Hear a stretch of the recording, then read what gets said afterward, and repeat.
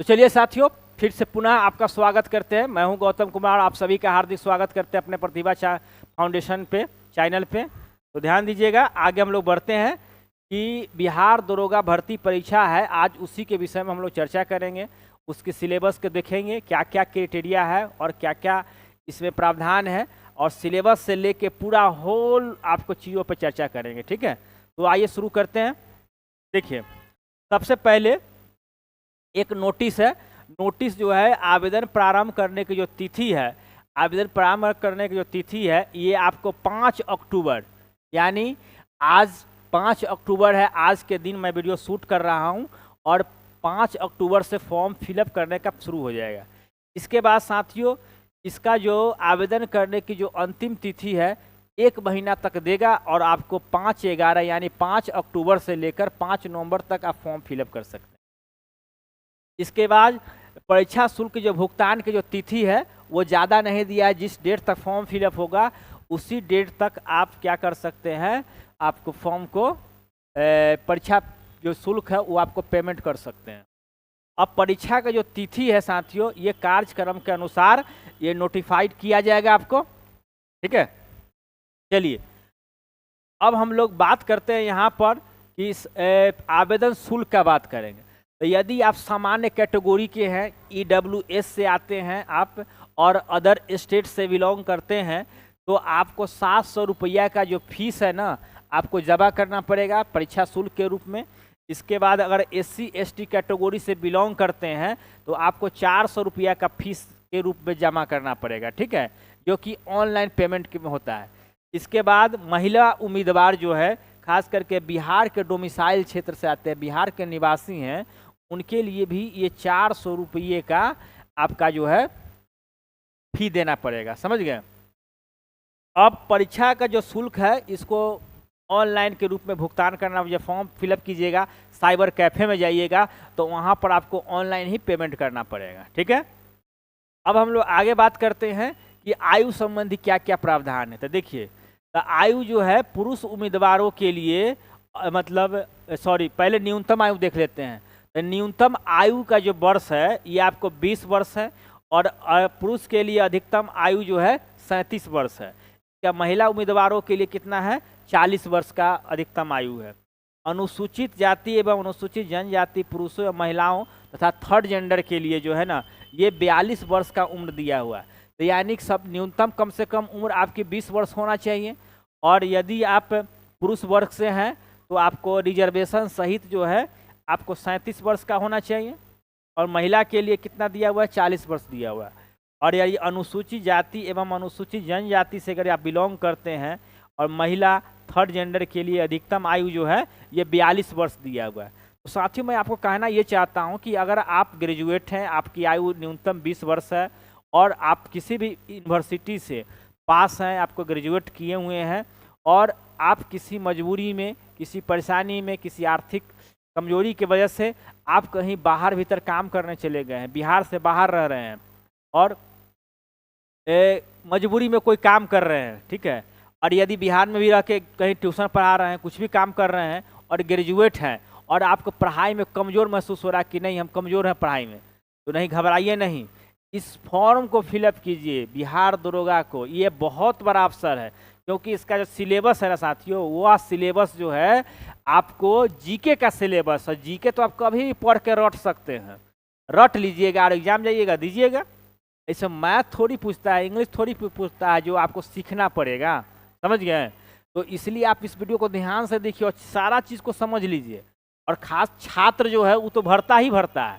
और मैं आपको वैसे महिलाओं लोग बहनों से भी निवेदन करना चाहता हूँ कि जो माताएं बहनें जो घर पे रहती हैं, जिनकी शादी भी हो चुकी है ना और आपकी एज बची हुई है, आपकी हाइट है, तो आप स्वस्थ शरीर से हैं, तो आप फॉर्म फिलअप कीजिए और तैयारी कीजिए, घर बैठ के तैयारी कीजिए। आजकल तो यूट्यूब इतना प्लेटफॉर्म दे रहा है ना कि आपको कहीं किसी भी इंस्टीट्यूट में जाने की ज़रूरत नहीं है और महिलाओं को तो कम प्रतिशत पर ही हो जाता है। ठीक है, तो चलिए पहले देख लेते हैं, फिर आगे भी चर्चा करेंगे इस पर। देखिए, भारत में किसी भी मान्यता प्राप्त विश्वविद्यालय से स्नातक की डिग्री होना जरूरी है। इसके बाद हम लोग देखते हैं कि प्री जो एग्जाम होगा ये लिखित परीक्षा हो, वस्तुनिष्ठ प्रकार का प्रश्न पूछे जाएंगे। इसमें कैसा क्वेश्चन आएगा, वस्तुनिष्ठ प्रकार का प्रश्न आएगा। टोटल जो है ये आपका 100 प्रश्न होगा जो कि 200 अंकों का होगा, यानी एक प्रश्न जो है 2 अंक का होगा, यानी टोटल जो है 200 अंक निर्धारित होंगे। और इसमें निगेटिव मार्किंग भी होगा, निगेटिव मार्किंग जो है 0.2 होगा। और समय जो है आपको 100 क्वेश्चन सॉल्व करने के लिए 2 घंटे का समय निर्धारित है, जिसमें आपको 200 मार्क का परीक्षा होगा, 0.2 जो है निगेटिव है। और इसमें जो है अगर आप क्वालिफाइड करते हैं, मिनिमम 30% मार्क्स का क्वालिफाइड दिया हुआ है, तो अगर क्वालिफाइड करते हैं तो आपको रिक्ति से मेधा अनुसार आपको मतलब आरक्षण के प्रयोग करते हुए रिक्ति के 20 गुना जो है आपका सीट का सिलेक्शन हो जाएगा। 20 गुना मतलब उम्मीदवार का सिलेक्शन होगा।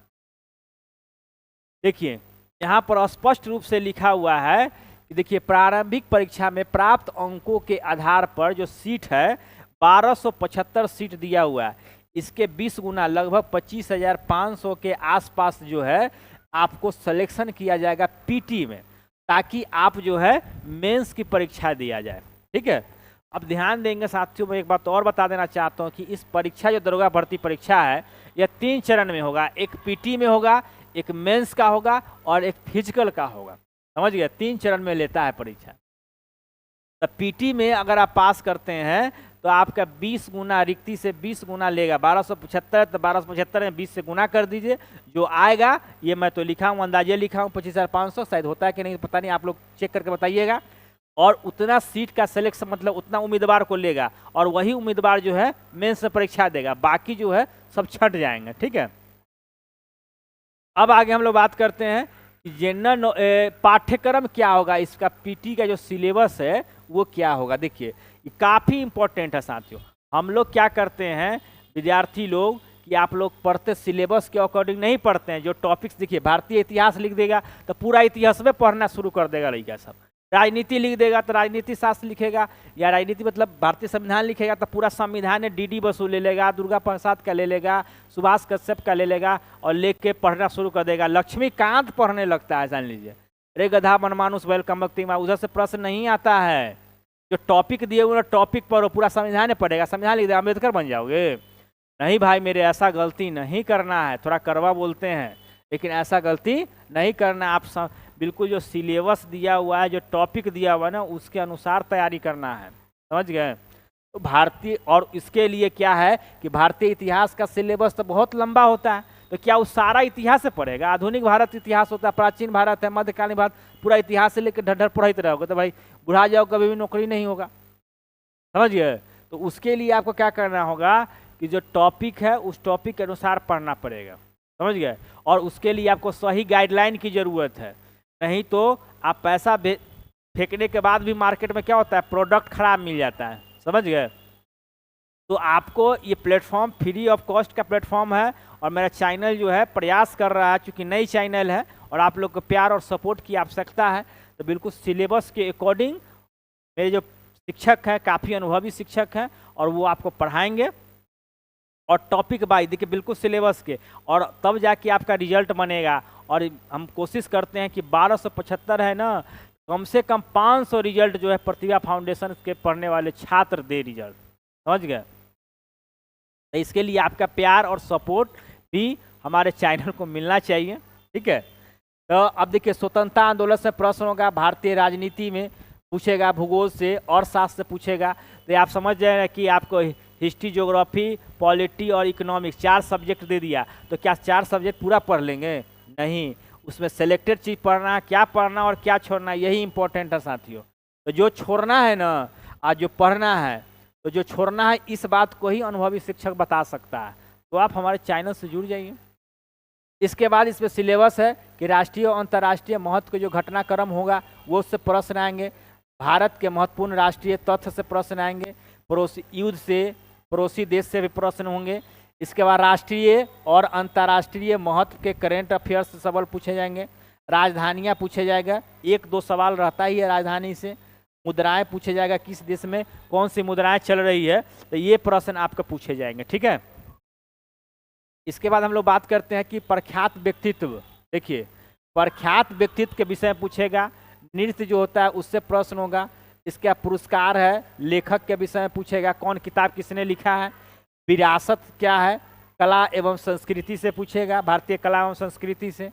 सामान्य ज्ञान से प्रश्न होते हैं, रोग और पोषण से संबंधित सवाल होंगे। देखिए जो टॉपिक दिया हुआ ना इसी को पढ़ना है, अलग नंबर पढ़िएगा।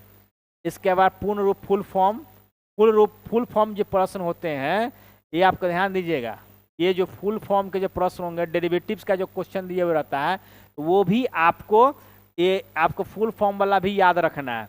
इसके बाद पृथ्वी के विषय में पढ़ना है, तो पृथ्वी के बारे में पढ़ना, पृथ्वी के नीचे क्या है, ऊपर में क्या है, वायुमंडल के विषय में पढ़ेंगे, सारी चीज़ों को हम अध्ययन करेंगे।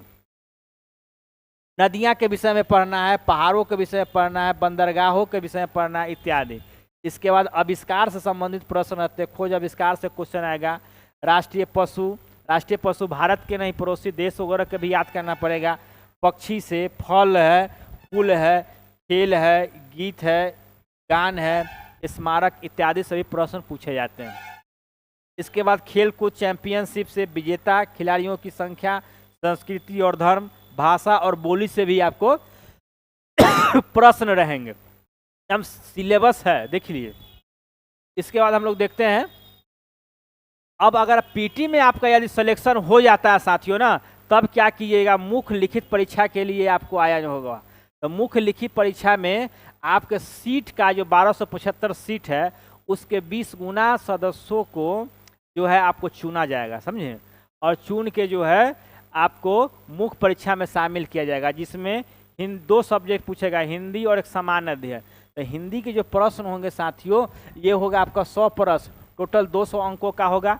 इसके बाद सामान्य अध्ययन का जो प्रश्न होंगे 100 क्वेश्चन होंगे, ये भी 200 अंकों के होंगे। कुल अवधि जो आपको 4 घंटा का दिया जाएगा और 4 घंटा में अधिकतम से अधिकतम आपको क्वेश्चन सॉल्व करके अधिकतम मार्क्स प्राप्त करना है। इसके बाद जो है ना इसमें निगेटिव की मार्क्स है, यहाँ देखिए 0.2 निगेटिव लेगा, समझिए 0.2। और यहाँ देखिए न्यूनतम अर्हता जो 30% अंक प्राप्त करना अनिवार्य है, अन्यथा इन्हें अयोग्य घोषित कर दिया जाएगा। देखिए ये जो 30% जो मार्क्स है ना ये आपको हिंदी विषय में आपको लाना है, ठीक है, तभी जाके आपका ई कॉपी चेक होगा, नहीं तो वहीं से आप फेल हो जाइएगा, समझ गए। तो इसके लिए आपको 30 बिल्कुल आसान है यार, हिंदी व्याकरण है, आप लोग 10th में पढ़े होंगे, इंटर में पढ़े होंगे, तो हिंदी व्याकरण तो महीना दिन आप AR से OR पढ़ जाइएगा ना तो सारा बना लीजिएगा, उसमें कोई दिक्कत नहीं होता है। चलिए इसके बाद जो है मुख्य परीक्षा जो है पीटी का जो है आपको कितना लेता है, 20 गुना। इसका मेंस में जो है आपको 6 गुना सिलेक्शन करेगा। और यहाँ भी जो है ना निगेटिव मार्किंग होता है मेंस में भी 0.2 का, यानी जितना सीट है ना 1275 का 6 गुना सीट लेगा मेंस में। और मेंस लेने के बाद फिजिकल टेस्ट के लिए आपको बुलाएगा, ठीक है। और फिजिकल टेस्ट के लिए बुलाएगा तो फिजिकल टेस्ट में जब पास कर जाइएगा ना तभी आपका फाइनल लिस्ट बनेगा, और मेरिट के अनुसार और आरक्षण को ध्यान में रखते हुए आपका फाइनल बनाया जाएगा, और इसके बाद फाइनल सिलेक्शन करके आपको ट्रेनिंग के लिए भेज दिया जाता है। तो आइए आगे देखते हैं हम लोग। अब जो है शारीरिक दक्षता परीक्षा यानी 3rd स्टेज में आ जाएगा पीटी परीक्षा, फिजिकल टेस्ट। पीटी का मतलब बोल रहे हैं फिजिकल टेस्ट। तो फिजिकल टेस्ट में जो है आपको देखिए दौड़ है, लंबी कूद है और ऊंची कूद है, और शॉर्ट पुट यानी गोला फेंक है। देखिए तो दौड़ जो है ना ये पुरुष उम्मीदवार जो है आपको 6.5 मिनट में 1600 मीटर की दौड़ होगी। वही जो महिला उम्मीदवार होंगे उनको 1 किलोमीटर के दौड़ जो है 6 मिनट में कंप्लीट करना है। इसके बाद लंबी कूद की अगर बात की जाए तो लंबी कूद जो है ना पुरुष उम्मीदवारों के लिए 12 फीट का लॉन्ग जंप है, लॉन्ग जंप। अब महिला जो उम्मीदवार होंगे 9 फीट के लॉन्ग जंप करेंगे। वहीं ऊंची कूद की अगर बात की जाए तो 4 फीट जो है पुरुष के लिए है और 3 फीट जो है महिला उम्मीदवारों के लिए। चलिए अब जनरल सामान्य हिंदी से जो प्रश्न आएंगे, सामान्य हिंदी का सिलेबस है। तो सामान्य हिंदी में व्याकरण का लगभग सभी टॉपिक्स है। कुछ टॉपिक्स जो है हम यहाँ दिखा देते हैं आपको। पर्यायवाची शब्द है, विलोम शब्द है, तत्सम, तद्भव, संधि विच्छेद, शब्दों के स्त्रीलिंग पुल्लिंग, बहुवचन, समानार्थी व पर्यायवाची शब्द से प्रश्न होते हैं। अनेक शब्दों के लिए एक शब्द से प्रश्न पूछे जाते हैं। तो हिंदी में लगभग आपको बता देते हैं कि हिंदी के व्याकरण पोर्शन टोटल चीज दिया हुआ है।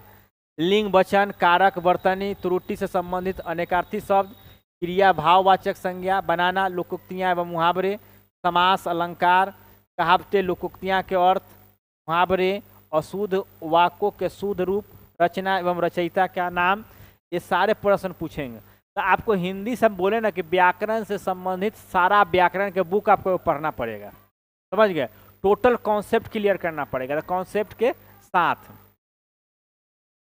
अब देखिए, अब हम लोग बात करते हैं पाठ्यक्रम के, यानी मेंस के पाठ्यक्रम की जो बात करते हैं, तो मेंस में जो आप पीटी सिलेबस है ना, लगभग वही सिलेबस होता है, लेकिन यहाँ पर थोड़ा सा सब्जेक्टिव पर ज़्यादा फोकस किया जाता है। भारतीय संविधान और राजनीति से प्रश्न होंगे, स्वतंत्रता आंदोलन से प्रश्न होंगे, पंचायती राज यहाँ बढ़ जाएगा, भारतीय संस्कृति बढ़ जाएगा, भूगोल से आपको सारे प्रश्न होंगे, पर्यावरण से प्रश्न होंगे, आर्थिक पहलू से प्रश्न होंगे, इसके बाद भौगोलिक एवं सामान्य ज्ञान, भौगोलिक जो क्षेत्र है देखिए उससे भी आपको प्रश्न, भौगोलिक ज्ञान जो है यानी भूगोल से संबंधित ज्ञान एक आम जो, क्योंकि स्पेशलाइजेशन नहीं करता कि आप ज्योग्राफी के आप ज्ञाता हो, पॉलिटी के ज्ञाता हो, इतिहास के ज्ञाता हो, ऐसा कुछ नहीं है, एक सामान्य चीज। मैं पहले ही आपको वीडियो के स्टार्टिंग में बताया है कि क्या पढ़ना है और क्या छोड़ना है, ये इम्पोर्टेंट है। तो जो पढ़ना है और क्या छोड़ना है ये एक अनुभवी शिक्षक ही बता सकता है, समझिए। तो आप अनुभवी शिक्षक से गाइडलाइन लीजिए और तैयारी कीजिए, ठीक है। और मैं पहले ही बता चुका हूँ कि आप कहीं भी हैं, किसी भी फील्ड में, आपकी शादी हो चुकी है, आप महिला है, घर में बैठे हुए हैं, ठीक है, आपके 2 बच्चे हो गए हैं, लेकिन आप ग्रेजुएट हैं, तो आप इस फॉर्म को फिलअप कीजिए, घर बैठे तैयारी कीजिए, मेरे चैनल द्वारा जुड़िए, और यहाँ फ्री ऑफ कॉस्ट में वीडियो देखना, दिन भर सारा काम करके आप वीडियो देखिए। कुछ भी कर रहे हैं मेरे भाई, मजदूरी कर रहे हैं, लेकिन फॉर्म फिलअप कीजिए, बहुत बड़ा अवसर है आपके लिए। 1275 पोस्ट कम नहीं होता है साथियों। बिहार तो एकदम दंदना के दिए हुए, एकदम दिल खोल के वैकेंसी निकाल रहा है। अब बताइए अब क्या करे बिहार सरकार, इतनी वैकेंसी दे रही, फॉर्म तो फिलअप करना आप ही को, क्योंकि इलेक्शन में जो है, समझ गए, इसीलिए इतना वैकेंसी आ रहा है। और ऊपर से तेजस्वी यादव कहे कि 10 लाख रोजगार देंगे, 10 लाख नौकरियाँ देंगे और सरकारी वाला, तो इसलिए ना 1,75,000 टीचर के निकाल दिए, अब दरोगा का निकालना है, SSC का निकालने हैं, फिर SSC का निकाले थे, लगातार वैकेंसी है। लड़का पढ़ कहाँ रहा भाई? तो आप कहीं भी है भारत के किसी भी कोना में कुछ भी कर रहे हैं, ग्रेजुएट है तो फॉर्म फिलअप कीजिए। और जीके तो पढ़ना है, कौन सा मैथ है, रीजनिंग है, और कौन सा इंग्लिश है भाई, जो आपको लगा कि सीखने में बहुत टाइम लगेगा, ये तो रटना ही तो है, रट जाइए और गाइडलाइन लीजिए, गाइडलाइन के हिसाब से पढ़िए और नोट कीजिएगा, जितना भी सिलेबस पढ़ाया जाएगा ना उसको नोट कीजिएगा, देखिए कि आपका रिजल्ट पक्का हो जाता है कि नहीं, ठीक है। चलिए आगे बढ़ते हैं। और इसके बाद जो है सामुदायिक विकास और पंचवर्षीय योजना से भी संबंधित प्रश्न होंगे। चलिए इसके बाद विज्ञान से हम लोग देखते हैं, तो इसमें वजन से, द्रव्यमान से, आयतन से संबंधित रहेगा, ट्रांसपेरेंसी से संबंधित प्रश्न होगा, जो फिजिक्स के में चैप्टर है, टेंथ में जो चैप्टर है उससे क्वेश्चन आता है। धातु और अधातु से सवाल होंगे, अपवर्तन से सवाल होंगे, एसिड से सवाल होंगे, गति और गुरुत्वाकर्षण के नियम से संबंधित प्रश्न होंगे, रसायन विज्ञान से आपको संबंधित प्रतिक्रिया संबंधित प्रश्न होंगे, जीव विज्ञान के मानव शारीरिक संरचना से आपको खास करके फोकस करना है। इसके बाद बैक्टीरिया है, रोग है और उनके लक्षण, उनके कारण और उनके कैसे उपचार होता है, टोटल समग्र अध्ययन करना है, समग्र अध्ययन, ठीक है। अब हम लोग लास्ट है, अब मैथ का कुछ सिलेबस है। तो देखिए मैथ में टॉपिक बहुत सारा दिया हुआ है, संख्या प्रणाली, सरलीकरण, औसत, प्रतिशत, लाभ, हानि, आवृत्ति सब दिया हुआ, आवृत्ति वितरण दिया हुआ, पता नहीं क्या लिख दिया है, ठीक है। तो ये सारे चीज मैथ में दिया हुआ है, ठीक है। इसके बाद ये संचय, आवृत्ति, पाई चार्ट, वार चार्ट, देखिए मैथ में बहुत सारा टॉपिक दिया हुआ है, लेकिन मैथ से घबराना नहीं है, इसमें से कुछ नहीं पूछेगा, समझे। ऐसा नॉर्मल प्रश्न पूछेगा ना, जैसे अभी मेरा जो आपको फर्स्ट सेट डाला गया है, समझे, आपका मैथ का, तो आपका मैथ का जो फर्स्ट सिलेबस है ना उसको जो टॉपिक बाई सेट जो बता रहे हैं ना, उस सेट को आप पढ़िए और सेट को समझिए, और सेट बनाइएगा तो नॉर्मल मैथ हो जाएगा आपको, समझे। और मैथ पर विशेष ध्यान नहीं देना है, और फोकस कहाँ करना है, सिर्फ और सिर्फ जीके पर फोकस करना है। और एक बात और मैं बता देना चाहता हूँ कि जो जीके का जो सिलेबस है BSSC, आपके सामने 2 ऑप्शन है, BSSC है और इसके बाद दरोगा है, और दोनों का जीके का जो सिलेबस है, जीके का सिलेबस दोनों का सेम है मेरे साथियों, एकदम सेम है। तो अगर आपको मैथ और रीजनिंग आता है या नहीं भी आता, अगर रुचि रखते हैं तो आप इसको भी फॉर्म फिलअप कर दीजिए, उसका भी फॉर्म भरा रहा है, समझे। तो एक के साथ दोनों का तैयारी हो जाएगा। जीके का यहाँ जो टॉपिक पढ़ाया जाएगा और यहाँ भी आपको BSSC या दोनों का तैयारी हो जाएगा, क्योंकि जीके ज़्यादा अंतर नहीं रहता है, ठीक है। और ये पढ़ाई होगा कैसे से मैं बता देता हूँ। तो जितने भी सिलेबस है हमारे चैनल पे, तो सिलेबस के पहले टॉपिक लिखल रहेगा, सिलेबस, ठीक है। उसके अंदर क्या टॉपिक है से लिखा हुआ रहेगा। इसके बाद उसका थ्योरी कराया जाएगा मेरे भाई, फ्री ऑफ कॉस्ट। कोई चैनल नहीं है, फ्री ऑफ कॉस्ट प्लेटफॉर्म है यूट्यूब, समझ गए। तो यहाँ थ्योरी होगा, और थ्योरी जब हो जाएगा तो इसी से रिलेटेड यहाँ ऑब्जेक्टिव क्वेश्चन कराया जाएगा। तो थ्योरी, ऑब्जेक्टिव, इस तरह से आपका प्रैक्टिस हो जाएगा और आप एक फाइनल एग्ज़ाम को क्रैक कर सकते हैं। ये हमारे चैनल का व्यवस्था है। तो मैं एक बार और रिपीट कर देना चाहता हूँ साथियों कि आप कहीं भी रहते हैं, जान लीजिए, आप ग्रेजुएट हैं, आप मजदूर हैं, आप दुकान चला रहे हैं, पान का दुकान चला रहे हैं, बीड़ी सिगरेट की दुकान चला रहे हैं, कुछ भी कर रहे हैं, आप विद्यार्थी जो है से तो फॉर्म भरवे करेगा। लेकिन मैं वैसे लोग का काम कहना चाहता हूँ जो ग्रेजुएट हैं और किसी मजबूरी के बस लड़की है, उनकी शादी हो गई है, तो वही फॉर्म फिलअप करें। 2 बच्चे हो गए हैं तो भी घबराना नहीं है, हौसला रखिए और फॉर्म फिलअप कीजिए, ठीक है। इसके बाद आप कहीं पुरुष हैं और आप चले गए हैं, आपको दिल्ली, बम्बे, पंजाब में काम कर रहे हैं, कलकत्ता में काम कर रहे हैं और परेशानी में है, आपकी आर्थिक स्थिति कमज़ोर है और आपके मान लीजिए कि आपकी शादी हो गए और आप हिम्मत हार गए कि नहीं अब हमसे कुछ नहीं होगा। अरे हिम्मत क्यों हारना भाई, जब तक सरकार कह रहा है कि 40 वर्ष तक आप तो फॉर्म भर ही सकते हैं, तो कहला इन्हें उन्हें देखिएगा भाई। आप ग्रेजुएट हैं, आंख बंद करके फॉर्म भरिए और हमारे चैनल पे जुड़िए। और प्लेटफॉर्म जो है आपको ये यूट्यूब जो है आपको फ्री ऑफ कॉस्ट उपलब्ध कराती है, और मेरा चैनल भी नो पेबल है, क्योंकि मेरा नए चैनल है और नया चैनल है लेकिन शिक्षक अनुभवी है। चैनल नए हैं साथियों, लेकिन शिक्षक अनुभवी हैं और सारे फैकल्टी जो है नौकरी में है और सारे लोग पढ़ाएंगे आपको, और वो भी फ्री ऑफ कॉस्ट।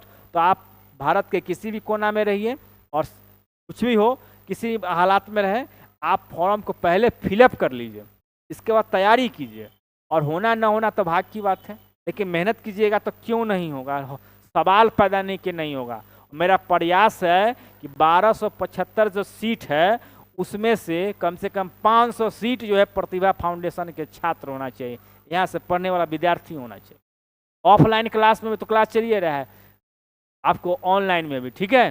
तो मिलते हैं, ज़्यादा बकवास नहीं, हमको ड्यूटी भी जाना है, 8:30 हो चुका है, समझे। तो वीडियो स्टॉप करना है और जाएंगे, ड्यूटी जाएंगे, ठीक है। तो मिलते हैं नेक्स्ट वीडियो में इसी शुभकामनाएं के साथ। बहुत बहुत धन्यवाद, शुक्रिया। चलिए बाय बाय, खुश रहिए, स्वस्थ रहिए, मस्त रहिए, बाय बाय।